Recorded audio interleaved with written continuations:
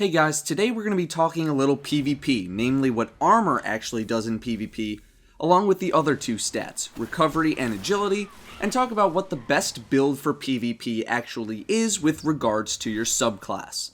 Armor is the stat that increases your health. It makes it so you're tougher to take down. But we've never actually known how much health people have in regular Crucible until now. With the help of my friend Level Cap Gaming, whose channel you can find in the description, we were able to test how much armor actually matters in PvP. To test this, we queued into a rumble match and shot at each other using either a Sahara, or in my case, an Atheon's Epilogue. The reason we used the Sahara is because it is one of the, if not the lowest impact weapon in the game, dealing only 11 damage per shot to the body. First, we tested with very low amounts of armor, right in the middle, and then as high as you could possibly go. With only the default amount of armor, which is the lowest you can possibly go, Level Cap was able to survive being shot by my gun 17 times. He died on the 18th shot. 18 shots times 11 damage per shot is 198 health. He is a warlock, so he has an incredibly low amount of armor, no bonuses from talents or anything.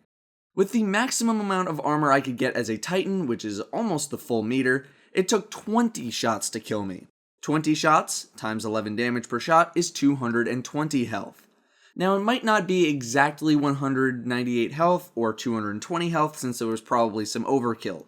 Regardless, in PvP you can survive as little as 198 damage or as much as 220 damage.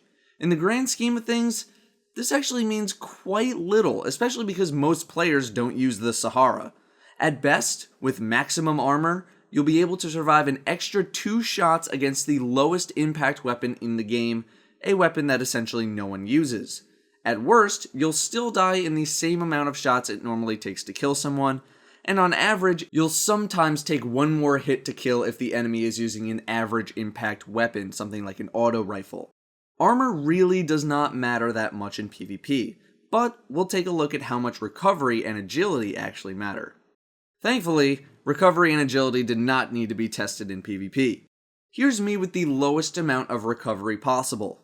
I take 2 hits from this acolyte and run away to wait for regeneration. My shield starts regenerating in 6.7 seconds and takes exactly 1 second to recover to full health from where my health was. Now, here's me with the highest amount of recovery possible on a Titan. My shield starts regenerating in 5.3 seconds and takes 0.8 seconds to recover to full health. The difference between the amount of damage I took in relation to my health bar between the two differences of armor was 2 pixels of health, so a very small difference. This benefit was actually quite noticeable in-game. I definitely noticed the impact of having more recovery as opposed to having the lowest amount.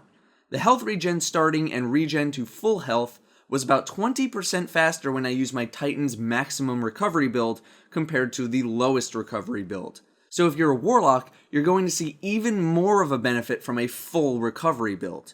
I did a third test where my recovery was in between the lowest and the highest that I tested because I wanted to see if this relationship is linear.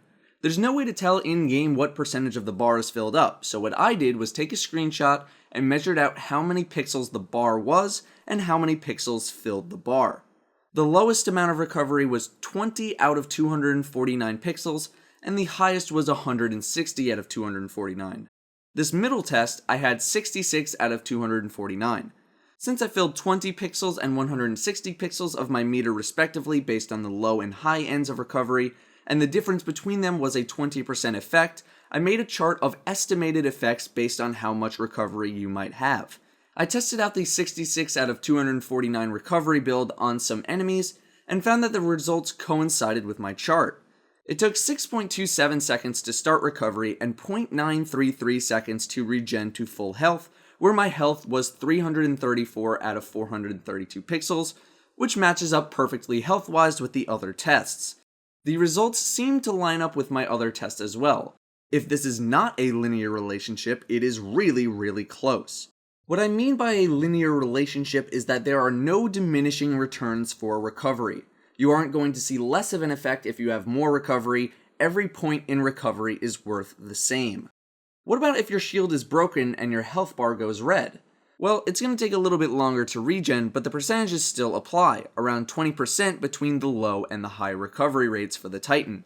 There is a brief pause when you hit full health before you start regenerating your shield.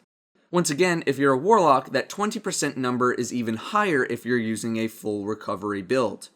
As for agility, I had a hunter get the maximum amount of agility possible with fleet-footed and had him sprint wall to wall in Dock 13 a few times to get an average. On average, it took him 7.8 seconds from the first frame he moved to when his head hit the wall. Then I had him use the least amount of agility available to a hunter, which is still about half the bar. On average, it took him about 8.26 seconds under the same criteria. Then, I did a sprint test using the lowest amount of agility possible. On average, it took me about 8.5 seconds to reach the wall under the same criteria. Obviously, the longer you need to travel, the more effective agility will be, but overall, with agility, not the hugest of bonuses. Agility also increases the height of your jump. However, it only increases the height of your first jump and nothing more. So if you were looking for a bonus to your vertical movement skill with agility, you are not going to see it.